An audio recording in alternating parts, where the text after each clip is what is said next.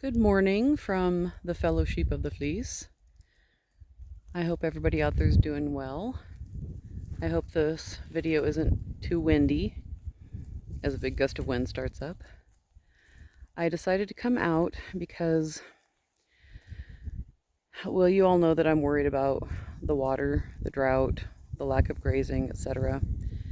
And I decided I better just suck it up and come up here and look and see how much they have, because the thing with sheep is they don't really like straying too far from home, unless it's a huge group, or unless they've got somebody with them.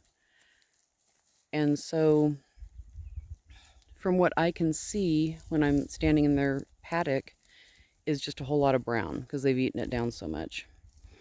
And so I thought, oh boy, I had better, that's attractive, Rohan, thanks sweetie, I had better they're all like, shut up, you're out here filming us in our natural environment, thank you very much.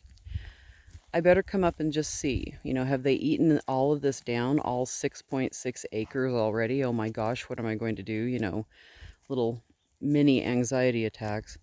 And please know, when I say things like that, I'm not mocking people who have anxiety attacks, because I have had them, and I can feel it building up in my gut when I start worrying about this stuff. So I'm truly speaking from experience. I'm not being facetious or mocking people. So yeah, it's been a little tense around here. Anyway, decided to come up this morning before it gets hot and just look at, hi Rosie. Yeah, I'm focusing on you right now because you're our Tour de Fleece mascot this year. And you're so pretty. Why, yes I am. Okay, so came up, got past all the brown stuff. And what was really kind of cool, first off, before I show you what I found up here, when I was looking at the brown stuff that they've grazed down, there's already new shoots coming up. And so that gives me hope that even in this crappy, drought, heat dome thing that we've had, there's still water underneath here. There's still enough life in everything that these bozos haven't killed it yet. I just have to get them down here more often. So, all that having been said, I'm going to pan back over here to the south, and you can see, hopefully in the video, look at all of this they still have to eat. And look at Grizz. Hi, Grizz, buddy. Yes, hello. Oh, you're my sweet boy. You are a sweet boy. Yes, you are. So, I don't know. I'll walk a little bit closer. I didn't spray my pants and shirt and stuff with permethrin, so I don't want to walk through here. Although one would hope that the heat dome, sorry, I keep having a fly land on my arm. One would hope that the heat dome had killed all the ticks. I'm not taking any chances. So you can see, hopefully here, there's still a lot to eat. And I'm going to kind of come up like this. So there's kind of a bare spot when we get past this initial green.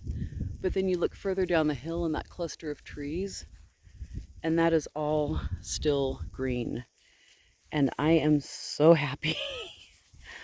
I've been like sitting here going, okay, I've got one big pasture in the front of the house, and I've got one smaller pasture to the east of the big silver barn.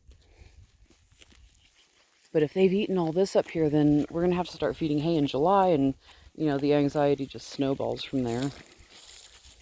But no, I just have to walk them up here and remind them, hey, yo, you guys, you got food up here. So I'm pretty happy, I'm pretty relieved. And also, at the same time, kind of ticked off at myself, because when room-to-roam fencing was out here, I could have had them do anything I wanted, right? At that point, my husband wasn't worried about me spending too much money, because he already knew it was going to be a big chunk of change to have them fence this whole new chunk of land, right? I could have added cross fences and more gates.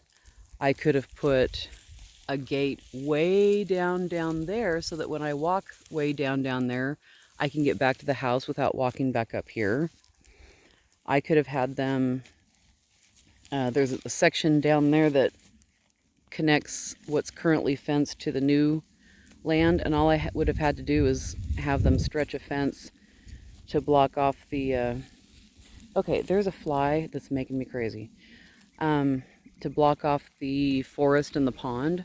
I mean, I had carte blanche at that point to do whatever I wanted, and I didn't do it. Hey guys, don't even. There's nothing bad out here. I'm here with you. You don't need to run. And don't let Cupcake be your bellwether because she's a twit. Yes, Cupcake gets freaked out about just about anything, and then everybody sees her run and they think there's, a wolf after them and they must run too. Yes. So, like I said, really happy to still see all of this green up here, and there's so much that they can eat that's not going to kill them. Huh, Cupcake? Yeah, sweet girl. And kind of ticked at myself for not putting in cross fences and gates. Because had I done that, I could have brought them up here, shut the gate, and made them graze up here. Granted, we would have had to put in a shade shelter of some kind and I would have had to haul water up. But it's what should have been done. But I can always add it later. Grizz, come on. Hey, come here. Yeah, you don't need to be in there. I know you've got tick medicine, but still. Ah! This fly hates me. It will not stop landing on my face. So, that's what's happening here. I know what I was going to say. Room to Roam is actually going to come back probably this fall or winter. And that gate thing I was describing way down there and extending part of their pasture and blocking off the forest and yada yada yada, which doesn't make any sense, I know, until I actually walk down there and show it to you. They're going to come back and do that in the fall or the winter. They're going to give me a call and see what their schedule looks like. And then they'll come out and walk it and do a bid for me, and I am going to have them add a couple of, maybe, I'm thinking like 2 or 3 cross fences. Oh my goodness. And gates. And it's not like I have to keep them out here all day long grazing. If I do that, I can put them out, I can set the timer for a couple hours, and then I can move them back down if I need to. Anyway, sorry, I get ahead of myself talking about stuff. Grizz, get out of there, come on. There you go. Okay, nobody gets scared of the dog. Cupcake's in love with him. But he does not return her affection. He's terrified of her. Oh, it's okay. It's okay. No, everybody be nice to this poor little puppy. Come here, Grizz. Oh, I know. They're scary big sheep. Oh my gosh. So, that's the plan. I got to get these guys up here grazing on all this nice stuff and remind them that it's here. And then, sometime when I'm covered in permethrin and not tick feast, I will walk them down there and remind them of all that. They look so pretty out here in all this green. It makes me so happy.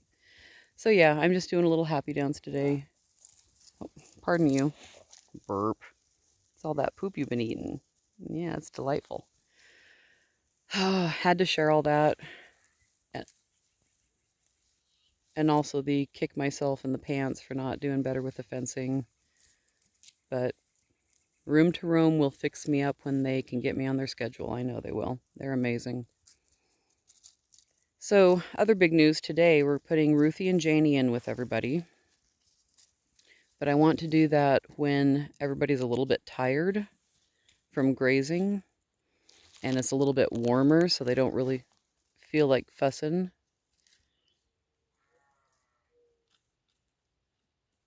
Oh, that's black velvet down there. Oh, honey. I could hear a sheep down there yelling, but it didn't sound like either Ruth or Janie. It's Black Velvet. She can hear me, and she's not happy. She's doing fine, by the way. She's just mad because she can hear us up here, and she's not being allowed to come out. Anyway, Ruth and Janie are going to get mixed with everybody, and we might have everybody go in the yard first, try to control it a bit. My husband will be out with me, just making sure nothing bad happens. Poor Black Velvet. Yeah, she's very sad. I'm going to go back and give her extra cookies and tell her I'm sorry. Anyway, wanted to share that with you. I will, of course, have video and pictures of the chaos that ensues when Ruth and Janie come into the Fellowsheep officially. Oops, went up too high there. But it should all work out. It always does. Every time I've introduced new sheep into the big group, I always am upset and freaking out and thinking, oh, somebody's going to get hurt and blah, blah, blah. And they fuss and fight. And I think the worst injury I've seen is Garnet's little scur cap getting knocked off. They've never done serious damage to each other. They just have to establish their pecking order and get used to each other. So that's what'll happen today, and it'll be fine. Anyway, that's the scoop here. I'm going to go ahead and end, and I'll be back later to show a bigger flock. Have a good day.